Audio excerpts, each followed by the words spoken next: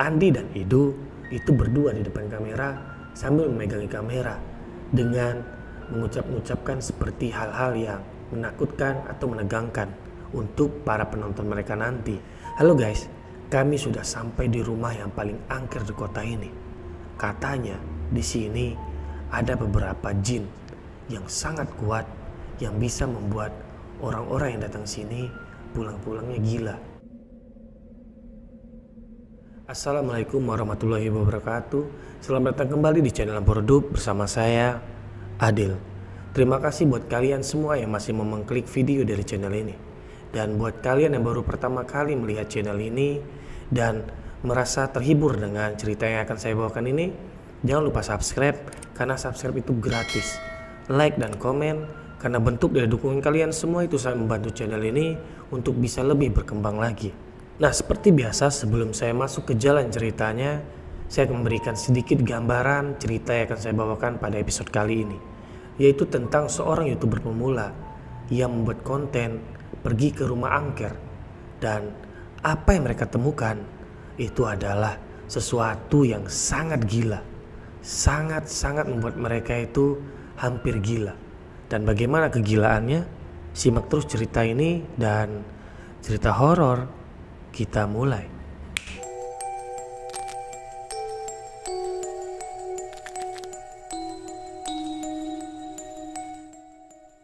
Cerita ini bermula dari, sebut saja ketiga laki-laki ini adalah Edo, Andi, dan Gugun. Mereka adalah teman dari bangku sekolah SMA.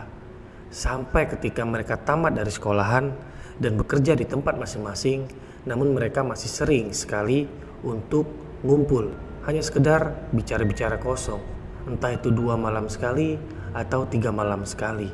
Hari-hari mereka itu selalu dihiasi dengan canda dan tawa seperti bermain gitar, bermain game online, dan cerita-cerita kosong. Apalagi kalau sudah sampai tengah malam, mereka akan berdebat tentang nabi ataupun hal-hal lain. Namun ada pada suatu malam mereka melihat YouTube. Kebetulan YouTube yang mereka melihat itu sedang trending, di mana salah satu YouTuber terkenal melakukan konten yaitu tentang telusur ke rumah-rumah angker. Dan apa yang mereka dapati yaitu gangguan-gangguan yang sangat epik, sehingga ketiga orang ini merasa sangat tertantang. Dan Gugun pun berinisiatif dan berbicara seperti ini. Bagaimana kalau kita jadi YouTuber juga seperti dia? Dia itu adalah YouTuber yang mereka lihat. Namun pikiran dari Gugun itu ternyata sama halnya dengan Andi dan Edo.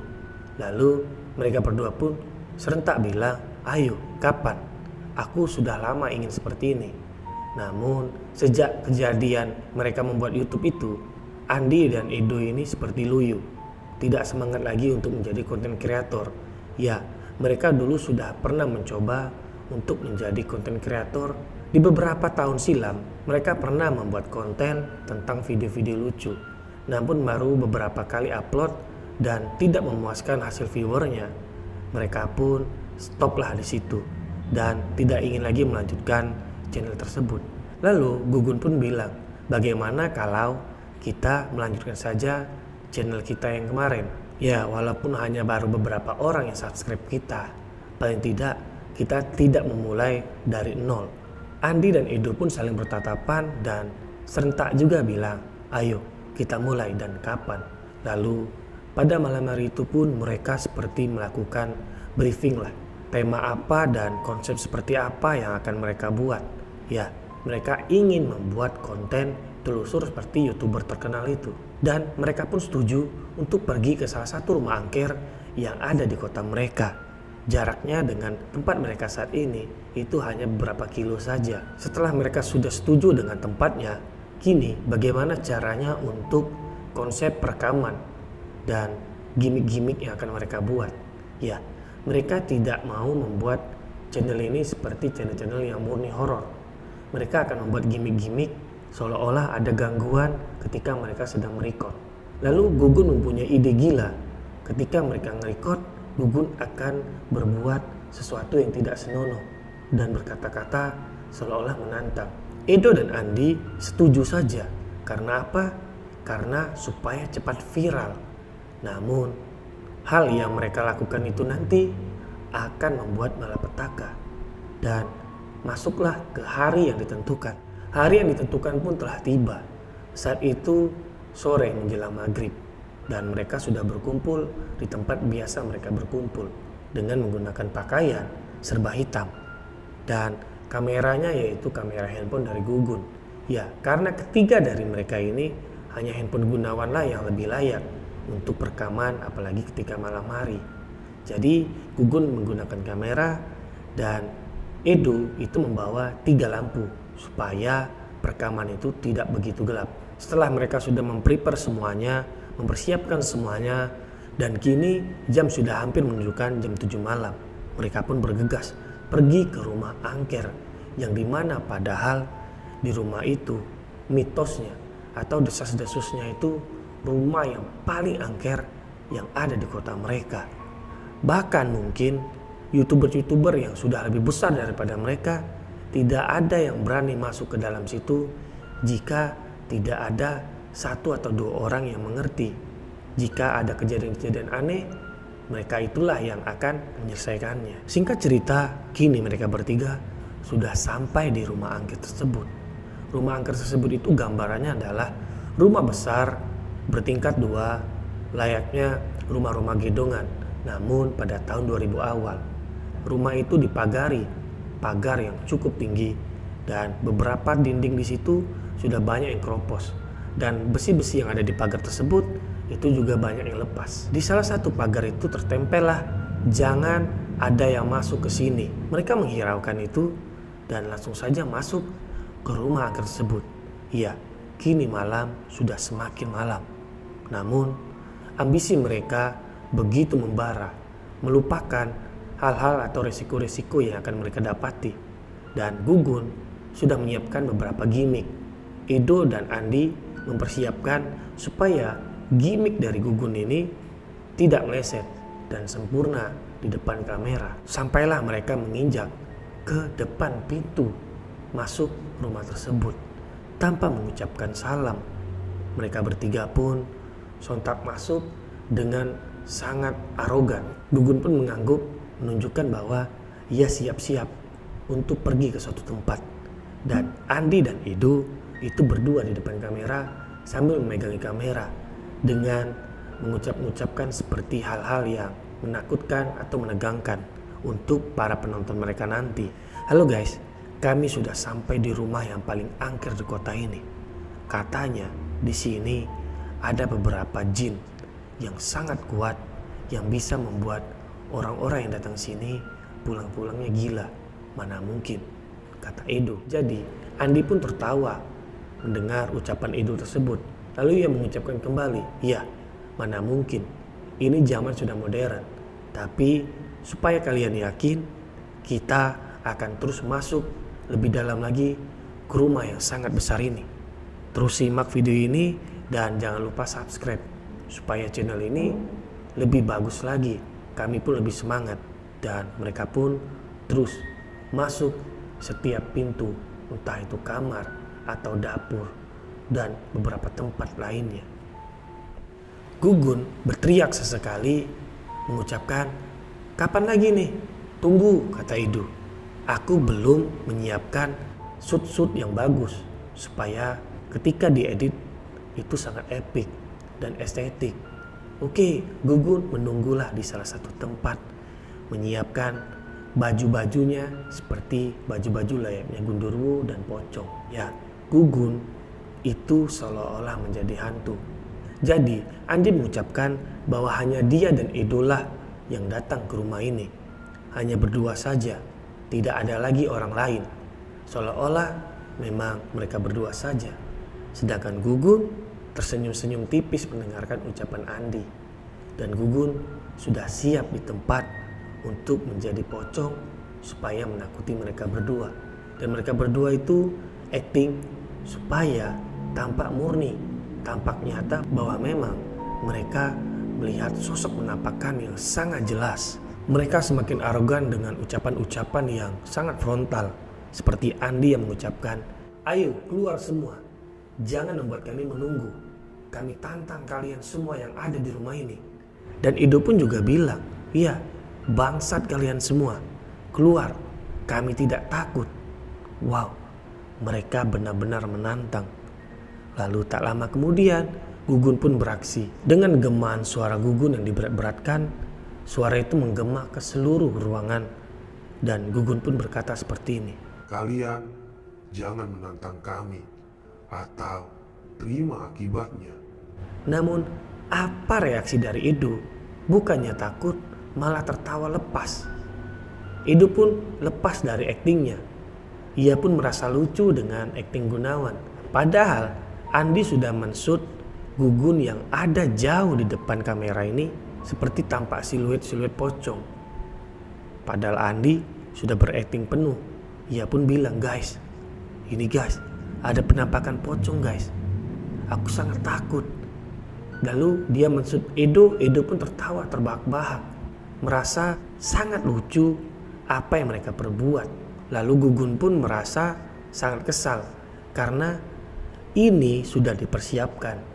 Namun Edo tidak totalitas untuk bergimik. Gugun pun maju mendekati Edo dan Andi, mengucapkan, "Lebih cepat, lebih baik. Jangan berlama-lama di sini. Aku mau pulang. Aku mau main game." Edo pun seperti lepas kendali.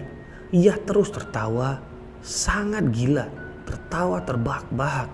Gugun yang melihat Edo yang tidak bisa dibilangi, ia pun mulai kesal. Lalu ia mendekati Edo dan menampar Edo. Namun Edo masih tertawa terbahak-bahak. Andi yang melihat Edo seperti itu, sepertinya ini bukan Edo. Gugun yang melihat Andi mengucapkan seperti itu, hanya diam lalu kembali menampar Edo. Dan masih saja Edo tertawa terbahak-bahak sampai ia pun tersujud-sujud memegang perutnya. Kini Gugun melepaskan kostum pocongnya dan dengan sangat kesal ia pun mencengkeram leher dari Edo. Namun apa reaksi Edo? Masih sama. Ia pun tertawa terbahak-bahak. Gugun dan Andi belum sadar bahwa Edo saat itu sedang kerasukan. Ya, Edo dimasuki jin gila, jin yang terus tertawa, di mana ceritanya memang ada yang seperti itu. Karena sebelumnya beberapa tahun silam ada orang yang keluar dari rumah itu, sampai detik ini orang tersebut masih sering tertawa sendiri bahkan ketika tidur. Dan kini orang itu sudah berada di rumah sakit jiwa. Andi pun masih terus merekam kejadian tersebut karena Andi merasa bisa jadi ini akan menjadi viral di mana Edo itu kerasukan. Namun apa yang terjadi? Tiba-tiba ketika Andi melihat kamera dan Gugun melihat kamera, lalu kembali melihat Edo, dan Edo sudah tidak ada di tempat. Edo menghilang dari sekitaran mereka. Gugun dan Andi sangat kaget karena apa? Begitu cepatnya Edo menghilang dari tatapan mereka. Hanya sepersekian detik. "Kamu jangan main-main Edo. Ini rumah angker." "Ya," ucap Andi. "Cepat ke sini. Kita selesaikan. Lalu kita pulang." Namun yang terdengar hanya suara Edo yang menggema. Edo masih terus tertawa.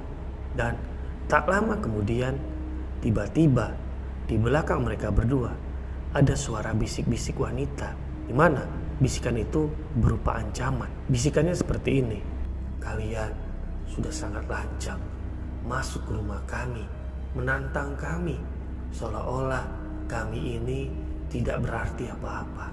Adi dan Gugun pun langsung melihat ke belakang, namun tidak ada satupun, baik itu orang ataupun sosok. Kamera terus menshoot ke kiri dan ke kanan, tidak satupun sosok yang terekam. Namun Andi sudah mulai panik, Gugun juga ikut panik. Andi mulai merasa tubuhnya berat. Sebenarnya tubuhnya itu seperti tertimpa oleh barang yang besar dan berat. Sedangkan Gugun, ia sulit untuk melangkah.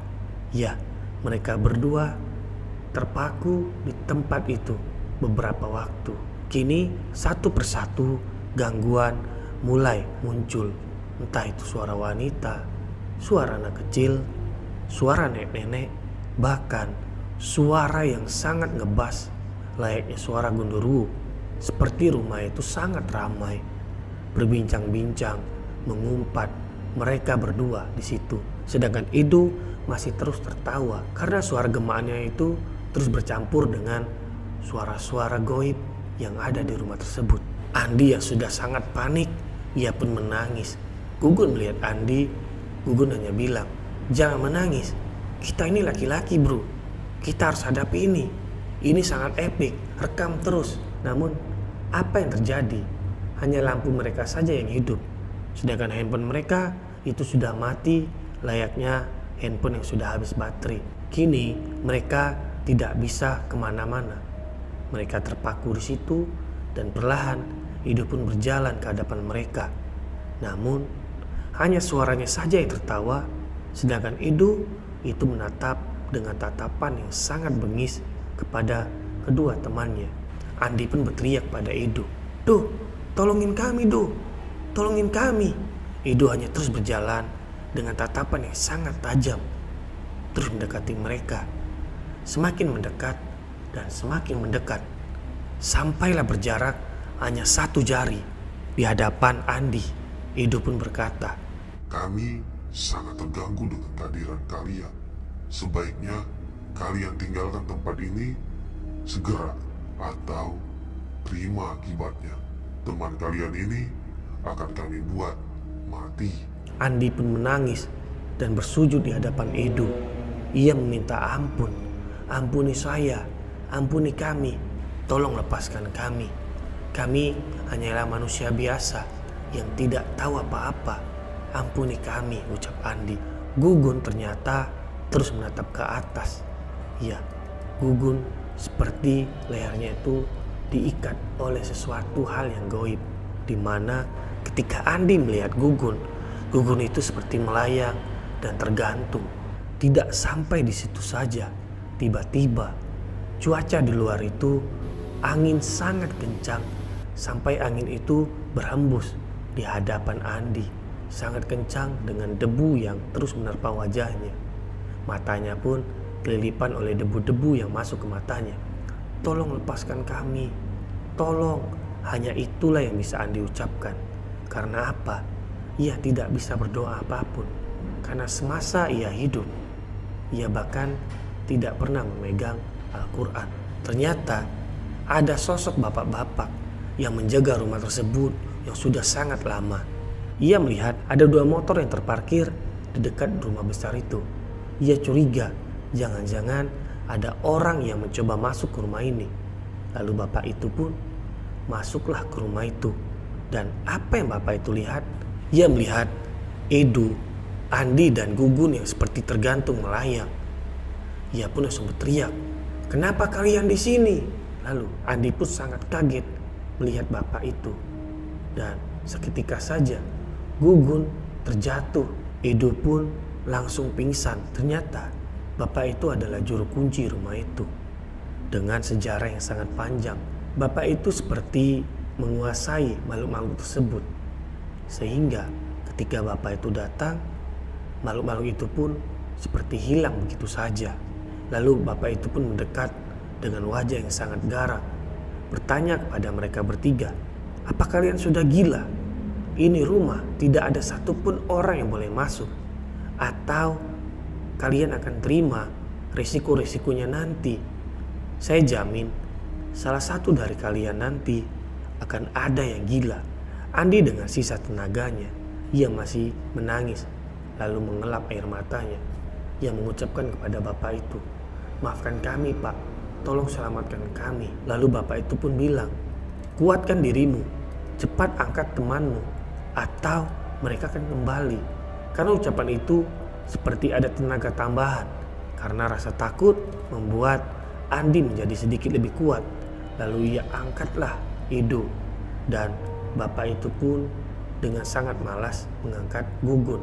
Ia pun menyeret Gugun, sedangkan Edo dibopong oleh Andi. Singkat cerita, kini mereka sudah berada di rumah bapak itu yang tidak jauh dari rumah besar tersebut. Lalu bapak itu pun bilang, "Kalian bertiga benar-benar gila. Apa yang kalian lakukan di rumah itu?" Lalu Andi pun menceritakanlah niat dari mereka bertiga tadi. Dan Bapak itu pun memberikan nasihat-nasihat. Gugun serta Edo itu sudah bangun dari pingsannya. Lalu tak lama kemudian mereka pun izin pamit. Sedangkan jam sudah hampir jam 2 malam. Iya, Gugun dan Edo sudah sangat lama pingsan. Lalu mereka pun pulang di mana Edo digonceng oleh Andi. Sejak kejadian malam itu, besok paginya Edo dikabarkan menghilang dari rumahnya. Ternyata ketika dicari oleh keluarganya, ternyata Edo sudah berjalan kaki dengan tidak menggunakan celana, hanya menggunakan baju saja.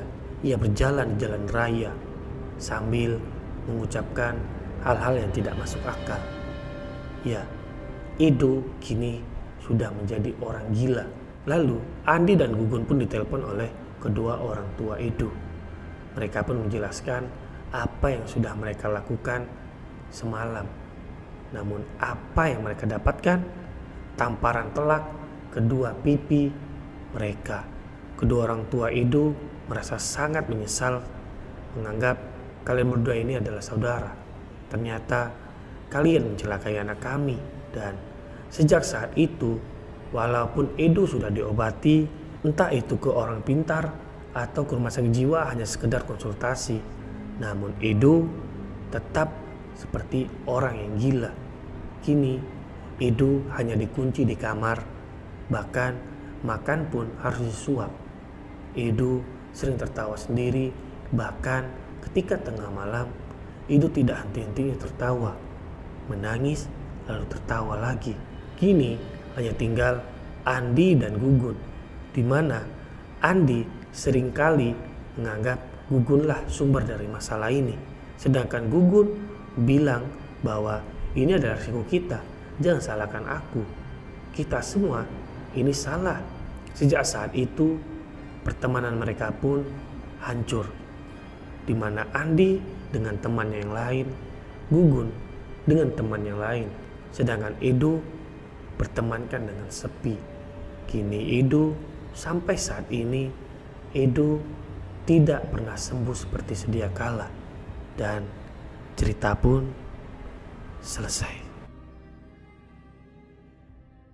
Oke, bagaimana ceritanya? Sangat gila. Hanya sekedar ambisi, melupakan risiko-risiko yang akan mereka dapatkan. Dan benar saja, risikonya sampai membuat teman mereka itu gila. Jadi buat kita semua, buat kalian yang menonton ini, ketika kalian mempunyai ambisi, pikirkan juga sebab dan akibat. Karena bisa jadi akibatnya sangat fatal, baik itu pada diri sendiri atau orang-orang yang kalian ajak. Semua butuh proses, semua butuh bekal. Karena tanpa ilmu, kita pun bisa celaka. Terima kasih buat kalian semua yang masih menonton sampai di detik ini. Dan buat kalian yang baru pertama kali melihat video dari channel ini dan merasa terhibur dengan cerita tadi, jangan lupa subscribe, karena subscribe itu gratis. Like dan komen, karena bentuk dan dukungan kalian itu sangat membantu channel ini supaya bisa lebih berkembang lagi. Dan sampai jumpa di cerita-cerita lainnya yang lebih epic, yang lebih seru lagi.